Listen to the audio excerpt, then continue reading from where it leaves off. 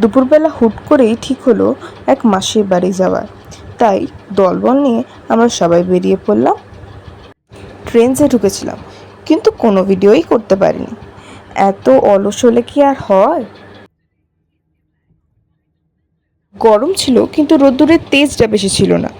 তাই গঙ্গার পাশ দিয়ে ফুরফুরে হাওয়া খেতে খেতে যেতে যা লাগছিল না। আর সামনে ওই দক্ষিণেশ্বর মন্দির, কতদিন যে আসিনি। এই যে আমরা পৌঁছে গেছি সোদপুরের ফেমাস ফেরিঘাটে। সানসেটের সময় ছিল, যা সুন্দর দৃশ্য। তোমরা আমার সঙ্গে অ্যাগ্রি করো কিনা জানি না, কিন্তু ফুচকা যেখানেই যাই ইজ মাস্ট। ফুচকা তো খেতেই হবে।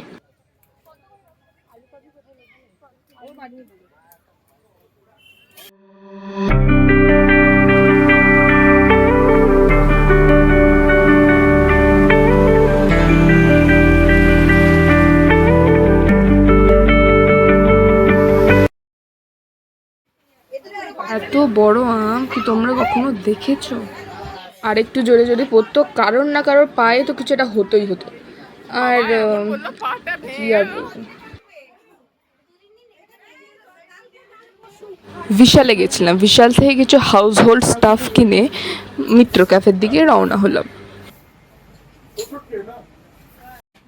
শপিং দাদা আরো দেখিয়ে দিই। হ্যাঁ, কি সরি,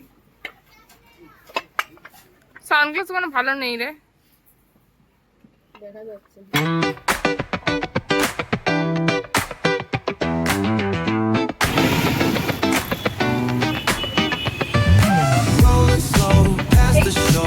চলে এসেছিলাম সেই ফেমাস ডিবাপির আউটলেট সোদ।